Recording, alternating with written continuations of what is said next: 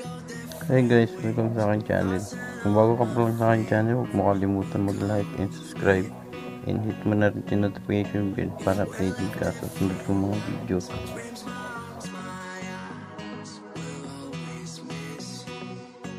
Ngayon, i-share ko sa inyo kung paano maglinis ng soldering iron tip. Nangyari na ba sa'yo ang mga to? Pakiramdam mo na hindi ka marunong maghinang.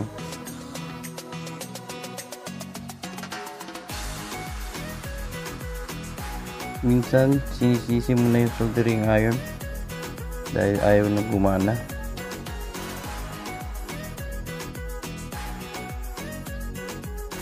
Minsan hindi gumagana sa dulo, pero doon sa puno nakakatunaw.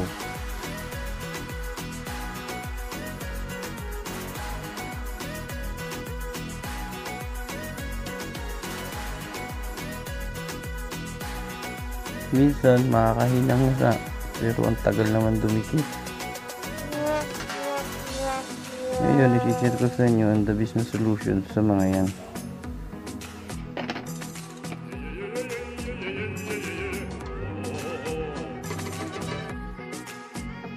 Ngayon, ang gagawin nyo lang dito, iinumin nyo. Ay hindi, huwag nyo iinumin pala. Dito nyo ibababad yung dulo ng inyong soldering tip.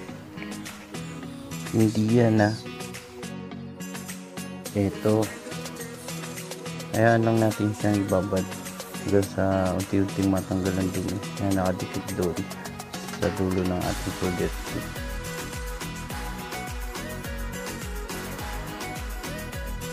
Kung mapapansin nyo, unti-unti nang lumalambot yung dumi na nakadikit doon sa soldering tip, pero tuloy-tuloy lang ang pagbabad.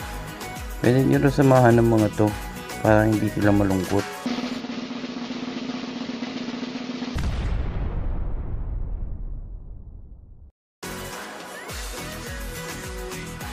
Kaya kung mapapansin nyo, mabilis mag-react yung mga nilagay natin mga bolt screw sa ating batilid kasi sa ating na soldering tip. Minsan meron kasi tayong nahihina ng mga plastic, mga insulator, yan yung dumidikit doon sa dulo ng ating soldering tip, kaya hindi basta-basta siya nagre-react.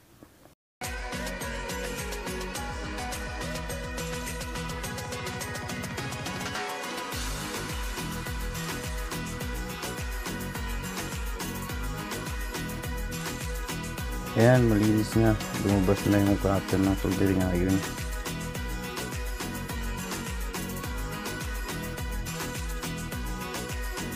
Pati yung mga screw, mga bolt na nilagay natin, kung mapapansin nyo, malilinis na.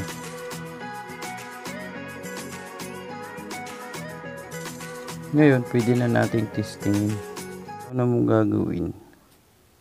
Lalagyan mo ng soldering paste, and then lalagyan mo ng soldering lead para siya yung tatakip doon sa copper na nalinis kanina, para maging coated na rin yung dulo ng ating soldering iron. Kung kanina hirap na hirap ka maghinang, ngayon simple na lang.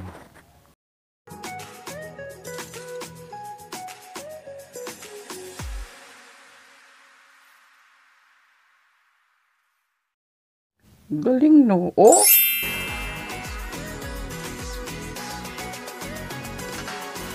Ito, ganun din. Kung anong ginawa mo dun sa una, ganun lang din ang gagawin mo sa kanya.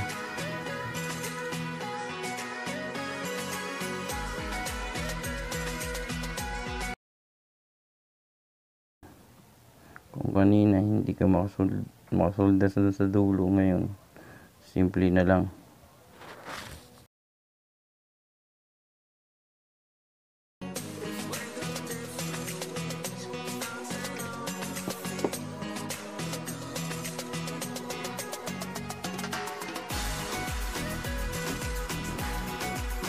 Ganun lang mga boss. Huwag niyo kalimutan mag-subscribe at mag-like para updated kayo sa susunod kong mga video. Keep safe.